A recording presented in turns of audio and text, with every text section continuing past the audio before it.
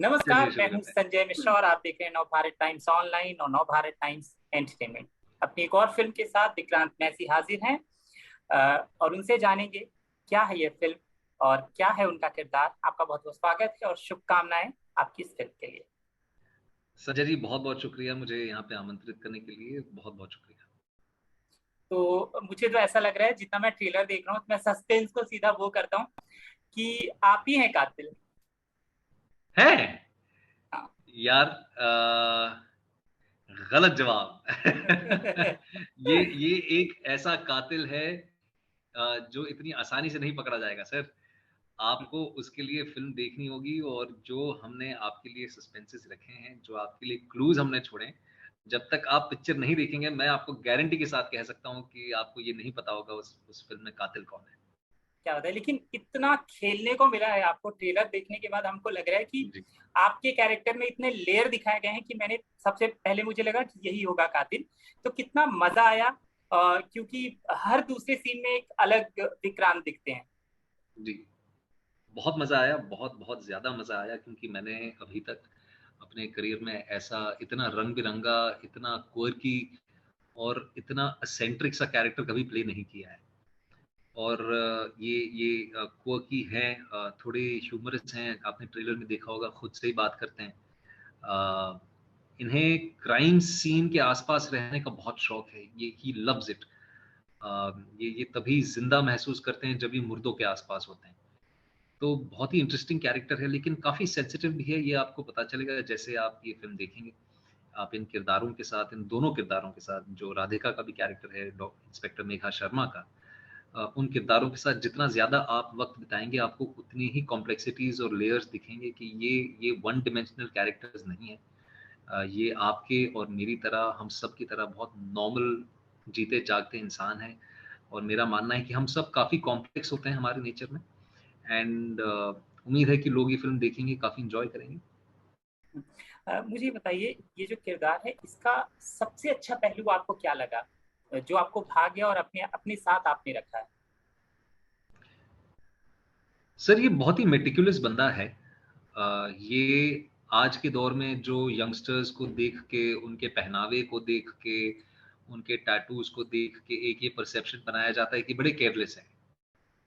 या ख़ास तौर पे जो हमारे पेरेंट्स के जनरेशन के हैं, तो जब पियर्सिंग मैंने भी कराई थी, तो मुझे कहते थे कि अरे ये तो लफंगे कराते हैं।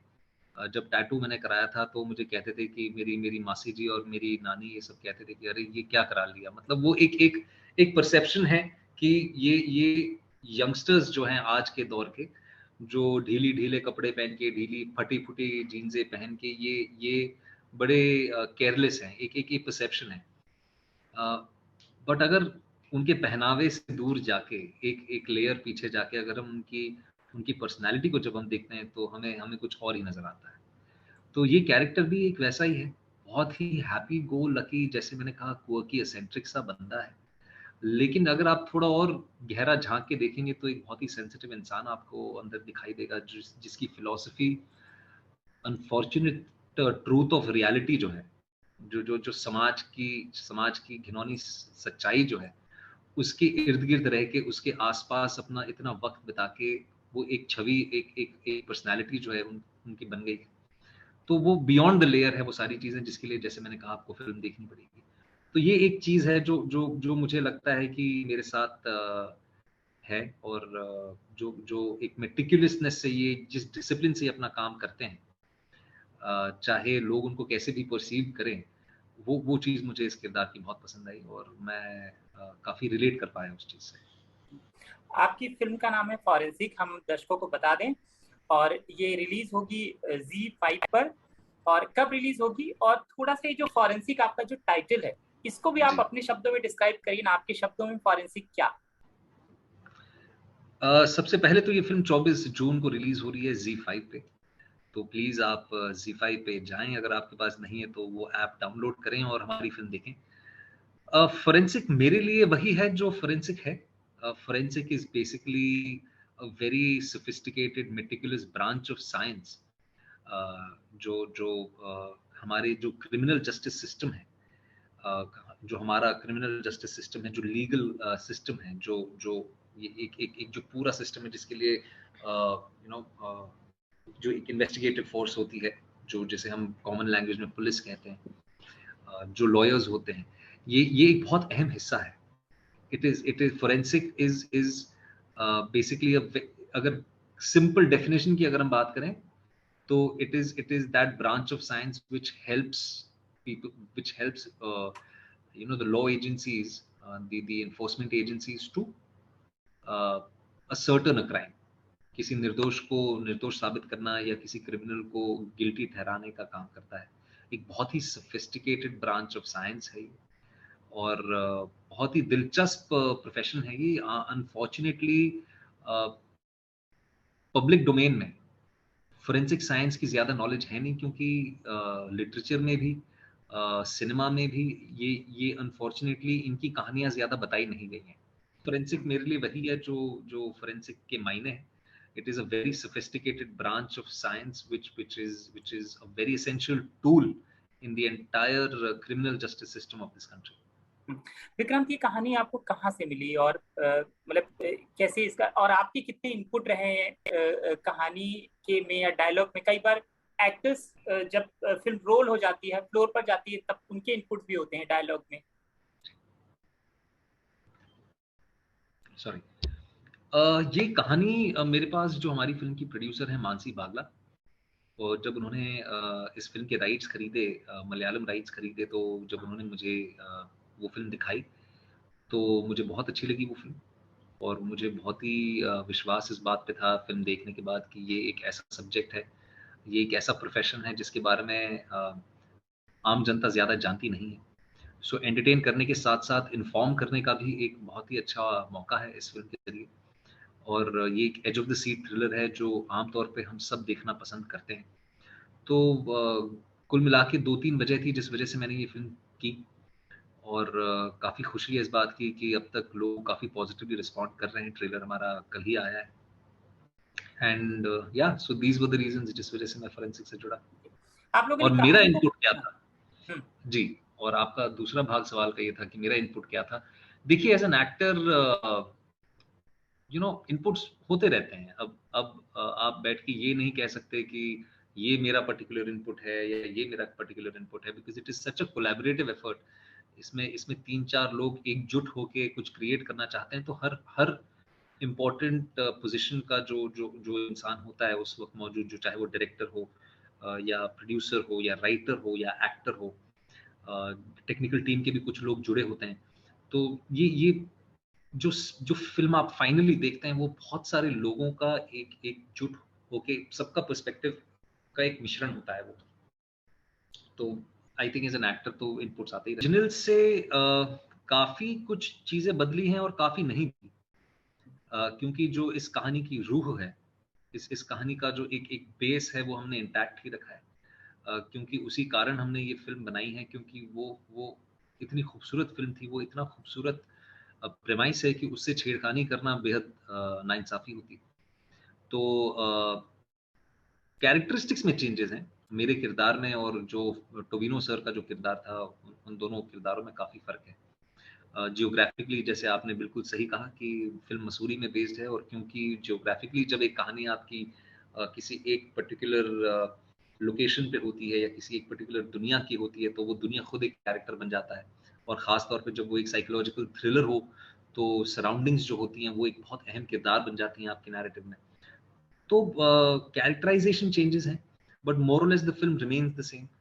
जो जो फोरेंसिक साइंस की मशीनरी हमने हमारी फिल्म में दिखाई है, जो टेक्नोलॉजीज हमने दिखाई हैं, उनमें फ़र्क होगा, बट मोर और less the film remains the same. आप दीपिका के साथ काम करते हैं तो वो आपकी एक्टिंग की मुरीद हो जाती हैं। अभी आपने राधिका के साथ, मतलब आप जिसके साथ भी काम करते हैं वो आपके अभिनय की मुरीद हो जाते हैं वो लोग। इस समय कितनी दोस्ती हुई है? कैसा अनुभव रहा राधिका के साथ? सर, मुरीद काफ़ी काफ़ी गहरा शब्द है। ये मतलब वो प्रशंसा करते हैं काम की, और काफ़ी इज़्ज़त करते हैं, पर मुरीद तो मतलब मुरीद ये सारे ओटीटी प्लेटफॉर्म हो गए हैं, तभी तो आप सबकी सबसे ज्यादा मांग में इस समय है।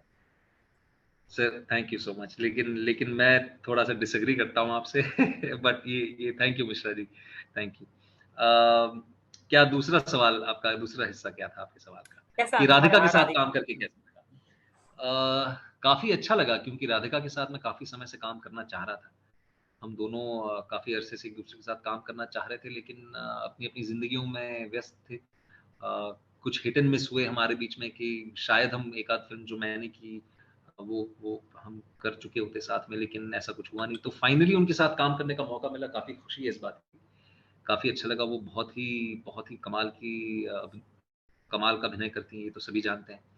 बहुत आसानी से घुल मिल के काम करती हैं वो, बहुत एक्सपीरियंस्ड हैं, और जिस जिस दृष्टिकोण से वो दुनिया को देखती हैं, जो उनका वर्ल्ड व्यू है, बहुत ही इंस्पायरिंग है।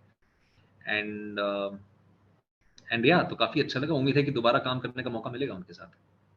विक्रांत, आपके साथ बहुत छोटी सी बातचीत में बिल्कुल कोई भी संतुष्ट नहीं हो सकता। मैं तो बिल्कुल नहीं हो सकता, मुझे आपसे बहुत लंबी बात करनी है, लेकिन आज आपको तमाम लोगों से बात करनी है क्योंकि आपको प्रमोशन करना है। जाते जाते मैं अंतिम सवाल, एक्चुअली मैं ना समझना चाहता हूँ आपसे कि बॉलीवुड में जब एक हीरो आता है तो उसके रंग, रूप, कद, काठी, बॉडी, सब चीजों को देखा जाता है कि अरे, कहा जाता है आप हीरो मटेरियल हैं, आप हीरो मटेरियल नहीं है, अरे आप तो टीवी पे चले जाओ। मैं जानना चाहता हूँ, क्या आप जब आए थे तो आपको किस तरह के सजेशन मिले थे, और क्या कभी किसी ने आपका मोरल डाउन किया था कि नहीं नहीं आप टीवी पे करें या आप हीरो नहीं बन सकते, ऐसा? देखिए, मोरल डाउन करने वाले तो मिलते रहते हैं, और वो अगर ना मिले तो मतलब मजा भी नहीं होता। लेकिन मोरल अप करने वाले भी मिलते रहते हैं जिंदगी में, और वो क्या कहा लोग गया था वो आपको, क्या कहा गया था, वो किस्सा मुझे जानना, क्या क्या? अ, सिनेमा जगत के काफी बड़े प्रोड्यूसर्स ये शायद मानते थे कि ये टेलीविजन एक्टर है, और सिर्फ मैं ही नहीं, तमाम टेलीविजन एक्टरों को लेके एक समय तक एक विचारधारा ये थी कि वो सिनेमा में एक्टिंग नहीं कर सकते। लेकिन हालांकि वक्त ने उन्हें गलत साबित कर दिया, और आज टेलीविजन जगत के बहुत से ऐसे लोग हैं जो सिनेमा का अहम हिस्सा हैं। मैं तो एक बहुत ही छोटा सा हिस्सा हूँ, मेरा करियर अभी अभी ही हाल ही में शुरू हुआ है। तो बहुत से ऐसे लोग हैं जो सॉरी बहुत से ऐसे लोग हैं जिन्होंने ऐसी विचारधाराओं को वक्त दर वक्त गलत साबित किया है। तो कभी कद को लेके, कभी कभी बाइसेप्स को लेके, कभी रंग को लेके, कभी किसी चीज को लेके, तो आए दिन लोग कहते हैं, लेकिन मैं ज्यादा इन टिप्पणियों पे ध्यान नहीं देता। अ, और आज आप हैं, आप जैसे और भी मेरे सहयोगी हैं जिन्होंने मेरा साथ दिया है, और खुशी इस बात की है कि इन इन तमाम कन्वेंशनल चीज़ों के ना होने के बावजूद भी मैं यहाँ बैठ के आप लोगों का मनोरंजन कर पा रहा हूँ इतने सालों से। यही मेरा सौभाग्य है। हमसे बात करने के लिए बहुत बहुत शुक्रिया, ढेर सारी शुभकामनाएं आपको अपनी इस फिल्म के लिए। Thank you. मिश्रा जी, बहुत बहुत धन्यवाद, और दोबारा आपसे जब मुलाकात करेंगे तो इन पर्सन करेंगे, और खूब चर्चा करेंगे। जी बिल्कुल, thank you. Thank you, thank you.